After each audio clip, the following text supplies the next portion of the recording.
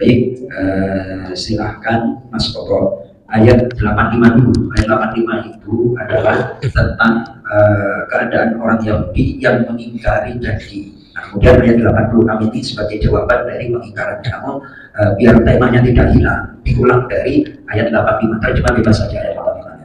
Bismillahirrahmanirrahim. Kemudian kamu Bani Israel membunuh dirimu sesamamu dan mengusir segolongan dari kamu dari kampung halamannya. Kamu saling membantu menghadapi mereka dalam kejahatan dan permusuhan. Dan jika mereka datang kepadamu sebagai tawanan, kamu tebus mereka. Padahal jadi menebus tawanan itu termasuk ajaran Taurat. Termasuk apa? Ajaran Taurat. Kalau yang masalah tebus menebus itu dilaksanakan, akan tetapi pengusiran dan membunuh nggak digubris. Nah itu mengambil sebagian, meninggalkan sebagian. Lanjut. Padahal kamu dilarang mengusir mereka. Apakah kamu beriman kepada sebagian kitab Taurat dan ingkar kepada sebagian yang lain? Maka tidak ada balasan yang pantas bagi orang yang berbuat demikian di antara kamu selain kenistaan dalam kehidupan dunia, dan pada hari kiamat mereka dikembalikan kepada azab yang paling berat. Dan Allah tidak lengah terhadap apa yang kamu kerjakan.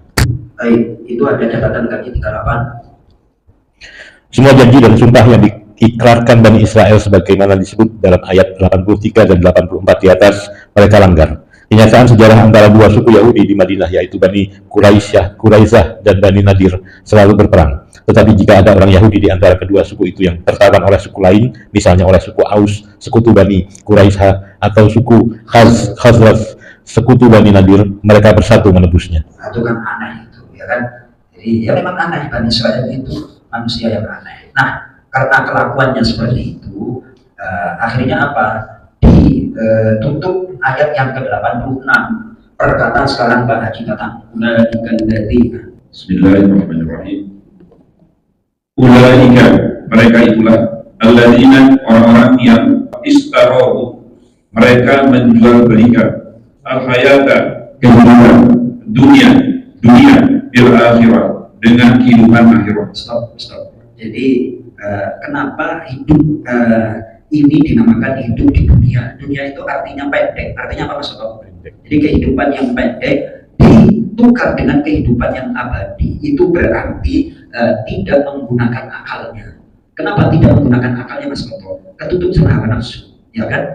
Jadi orang yang berakal itu orang yang betul-betul mengetahui hakikat kebenaran dan mengikuti kebenaran, tidak hanya sekedar tahu. Makanya dalam Al-Quran itu akal itu kan banyak tuh ungkapan-ungkapan dalam Al-Quran, ujungnya itu la'allakum taqilun, agar kalian berakal. Akal sendiri maknanya mengikat. Apa Mas Soto? Mengikat diri, kayak gini diikat.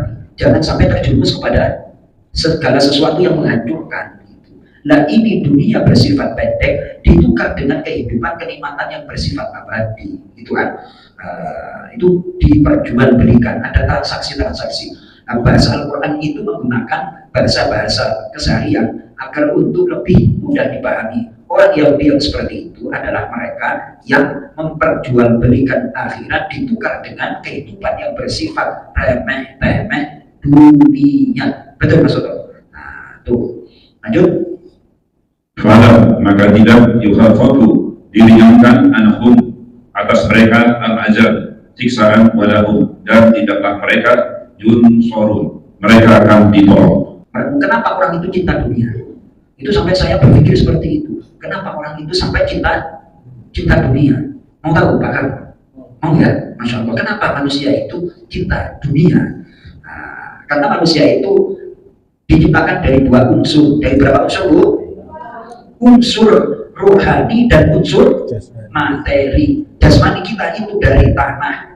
Nah, tanah itu di dalamnya ada berbagai macam materi. Ada nikel, ada tambang, terus ada mobil. Mobil itu bahannya dari mana Mas Toto? Dari langit apa dari bumi?